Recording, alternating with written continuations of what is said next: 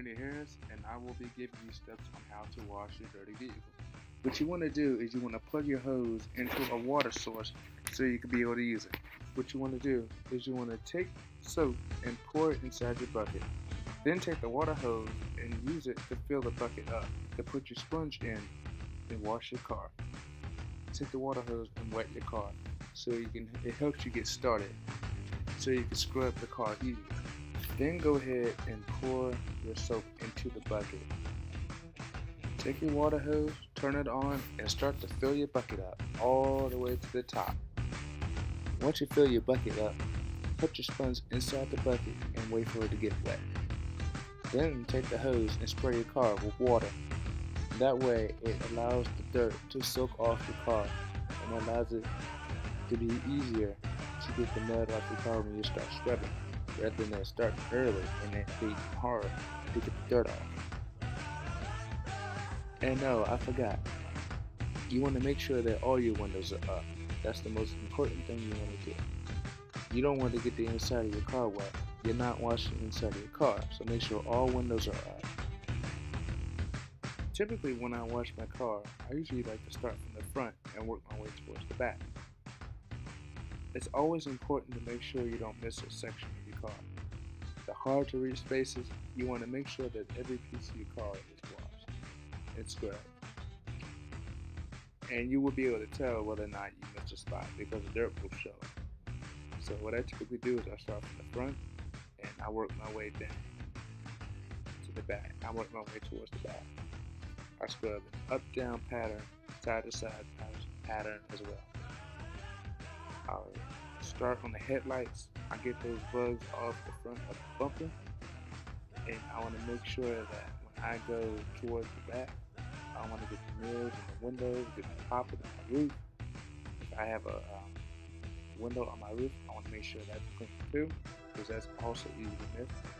And I want to make sure I work my way thoroughly from the front of the car to the back in a thorough way.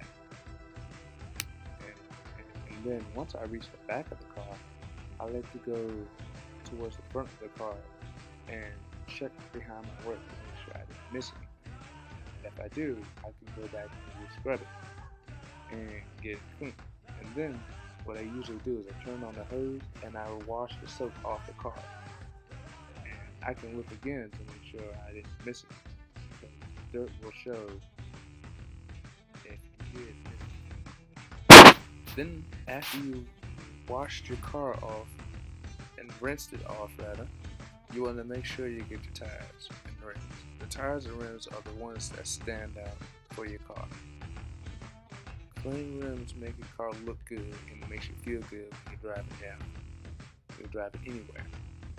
So when you look at your tires and rims, you can tell how dirty they are because those are the parts that are always being used.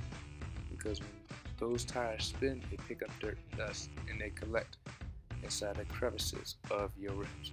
So what you want to do is you want to take your rag and you want to get it wet. You want to take it and you want to get all that dirt and grime out of your rims.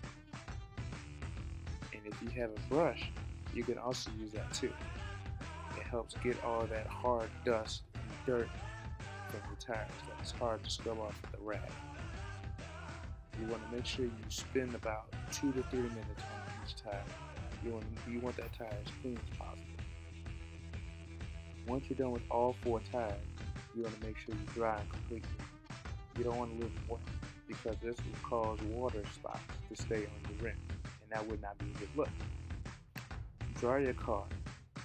What you want to do is you want to take your dry rag and you want to get that wet, so it allows it to get moist for you to use. And then what you would typically want to do is start from the front of your car, just like you do scrub. You want to work your way towards the back of the car. You want to make sure you don't miss a single spot. Windows, doors, mirrors, any of those hard to reach areas and those easy to miss spots in your car. You want to make sure that all of that gets taken care of. And also, what you want to do is when your rag starts to get heavy, take it and wring it out. This allows it to capture more water when you're drying your car. This allows it to trap more water into the rag when you dry your car, and making it easier for you to dry your car. As soon as you're done drying your car, make sure that you go around. You wouldn't miss any wet spots in your car. As soon as you check that out, make sure you use tire wax. Tire wax is like tire shine. You spray it on your tires and it makes your tires look shiny because, like I said, the tires are the ones that stand out in the car. So make sure you take the bottle and you spray it around the tire once or twice, around all 4 tires. And as soon as you're done, put your supplies away, and there you have it. You have a clean car. Now go out and drive it. See you on the road.